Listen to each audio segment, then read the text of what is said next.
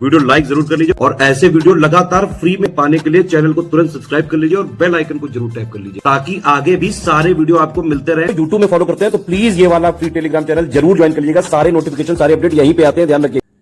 नमस्कार साथियों, स्वागत है आप सभी का ऑनलाइन एग्जाम प्रिपरेशन पर। मेरा नाम है दिव्या गुप्ता। दोस्तों, online exam preparation study for civil services का पार्ट है। जी हाँ, ज्ञान सर का ये ओरिजिनल चैनल है।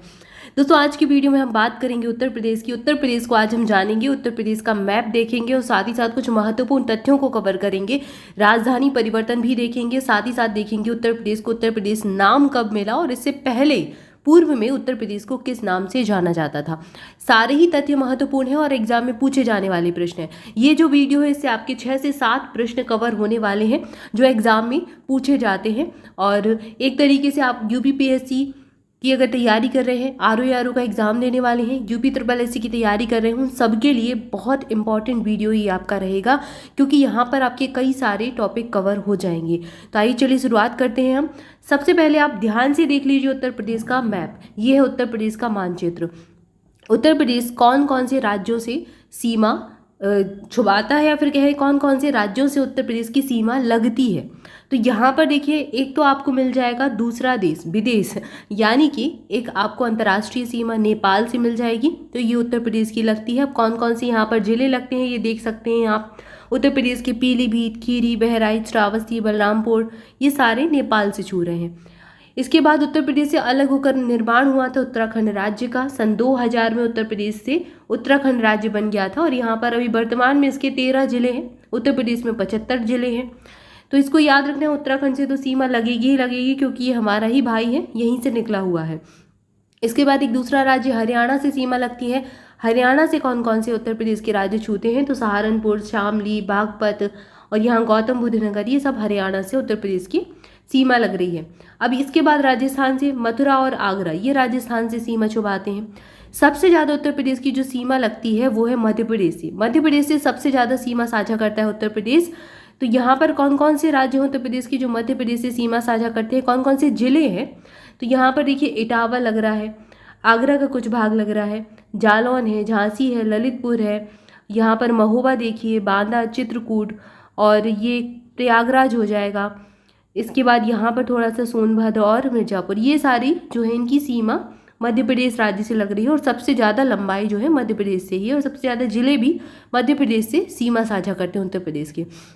इसके बाद यहाँ पर कुछ भाग छत्तीसगढ़, सोनभद्र छत्तीसगढ़ से सीमा साझा करता है। सोनभद्र एक ऐसा जिला है उत्तर प्रदेश का जो छत्तीसगढ़, झारखंड, मध्य प्रदेश, बिहार सबसे सीमा साझा कर रहा है। इसके बाद देखिए झारखंड से भी सोनभद्र की सीमा लग रही है और बिहार से भी सोनभद्र की सीमा लग रही है। साथ ही साथ यहाँ चंदौली, गाजीपुर, बलिया, देवरिया, कुशीनगर, ये सब बिहार से सीमा साझा कर रहे हैं। तो इनको याद रखते हैं आप। कितने आपके आसपास के राज्य हो गए, एक तो हो गया बिहार, एक हो गया झारखंड, छत्तीसगढ़, मध्य प्रदेश और राजस्थान और आपका यहाँ पर हरियाणा और उत्तराखंड। 1 2 3 4 5 6 7 राज्यों के साथ सीमा साझा कर रहा है उत्तर प्रदेश। और एक आपसे अंतर्राष्ट्रीय सीमा भी हो जाएगी नेपाल के साथ। दिल्ली के साथ भी सीमा लगती है उत्तर प्रदेश की, ठीक है। यहाँ पर एक केंद्र शासित प्रदेश भी याद रखें, दिल्ली के साथ भी उत्तर प्रदेश की सीमा साझा होती है। तो एक केंद्र शासित प्रदेश, 7 राज्य हो गए। यहाँ पर हमने उत्तर प्रदेश का मैप देख लिया। अब यहाँ पर थोड़ा सा ध्यान से आप जिलों की जो स्थिति है वो भी देख लें कि कभी कभी पूछ लिया जाता है कि कौन कौन से जिले किस राज्य के साथ सीमा साझा करते हैं। तो उनको आपको बार बार देखना है, इस मैप को ध्यान से देखना है। आप चाहे तो इसका स्क्रीनशॉट ले लीजिए, लेकिन इस मैप को आपको अच्छे से याद कर लेना है अगर आप यूपी की कोई परीक्षा में बैठने वाले हैं। इसके बाद कुछ महत्वपूर्ण तथ्य दिए गए हैं, जैसे उत्तर प्रदेश जनसंख्या के दृष्टिकोण से देश का सबसे बड़ा राज्य है। ये तो आप जानते ही हैं। 2011 की जनगणना के हिसाब से उत्तर प्रदेश की कुल जनसंख्या देश की कुल जनसंख्या का 16.6% है। मतलब 16.6% देश की कुल जनसंख्या का उत्तर प्रदेश में ही निवास करता है। उत्तर प्रदेश की अर्थव्यवस्था मूलतः कृषि आधारित है। प्रदेश की कुल जनसंख्या का लगभग 77.7% ग्रामीण क्षेत्र में निवास करता है, यानी कि अधिकांश तौर पर उत्तर प्रदेश में ग्रामीण जनसंख्या है। ये 2011 की जनगणना कहती है। यद्यपि प्रदेश के कर राजस्व में कृषि क्षेत्र का योगदान अपेक्षाकृत कम है। तो कर राजस्व की अगर बात करें, अगर टैक्स की बात करें तो कृषि क्षेत्र का योगदान कम रहेगा, लेकिन कृषि आधारित जनसंख्या ज़्यादा है यूपी में। प्रदेश के कर करेत्तर राजस्व में मुख्य रूप से नगरीय क्षेत्र का योगदान होता है। तो ये तो नॉर्मल सी बात है कि नगरीय क्षेत्र ज़्यादा टैक्स भरेगा। उत्तर प्रदेश का कुल भौगोलिक क्षेत्रफल 240.93 लाख हेक्टेयर है, जिसमें से 188.40 लाख हेक्टेयर भूमि पर कृषि क्षेत्र मतलब कृषि योग्य भूमि है। तो काफ़ी बड़ा क्षेत्र कृषि योग्य है।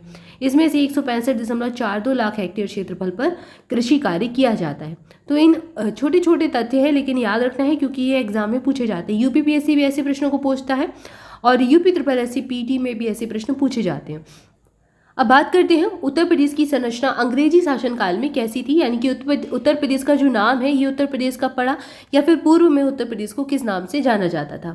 तो 1775 से 1833 के बीच में यह प्रांत प्रेसिडेंसी ऑफ फोर्ट विलियम यानी बंगाल के अधीन आता था।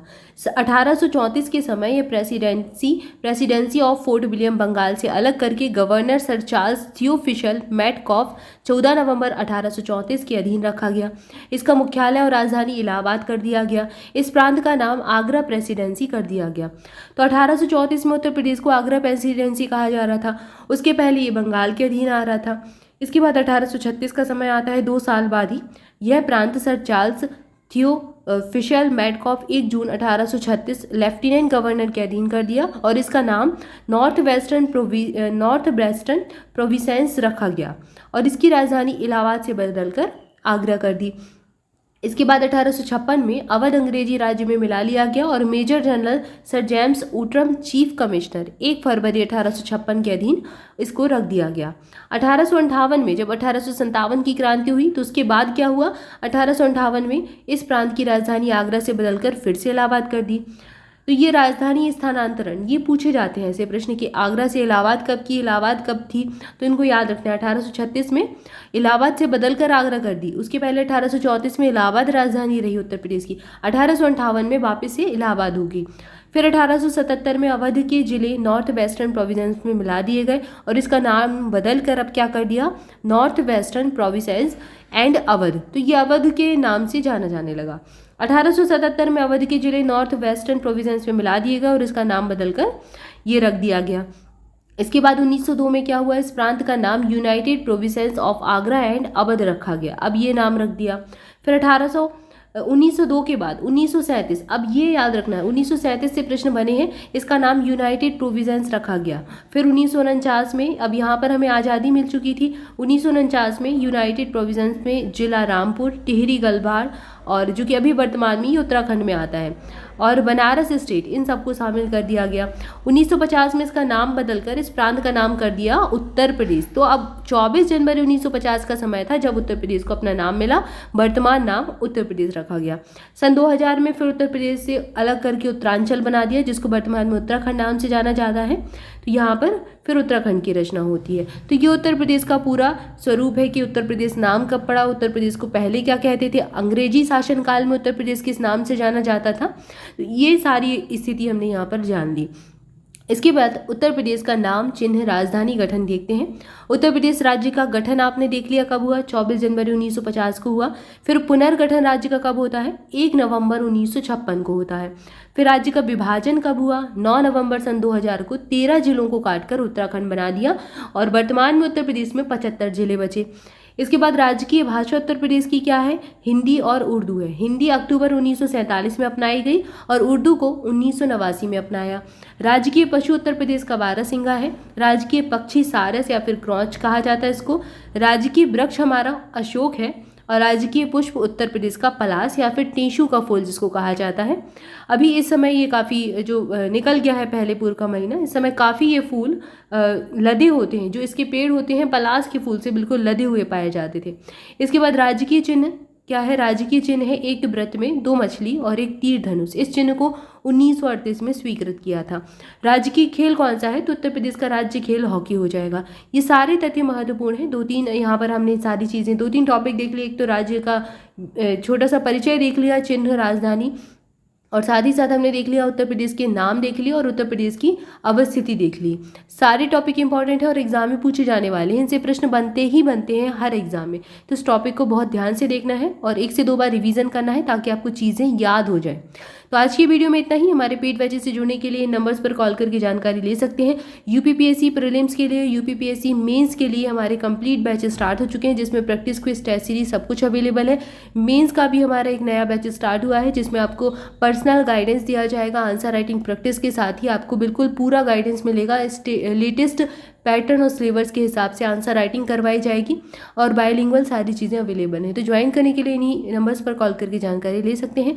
Thank you for watching this video. सच रहे, मस्त रहे, मुस्कुराते रहें, पढ़ाई करते रहें। मिलेंगे नेक्स्ट वीडियो में। Thank you so much.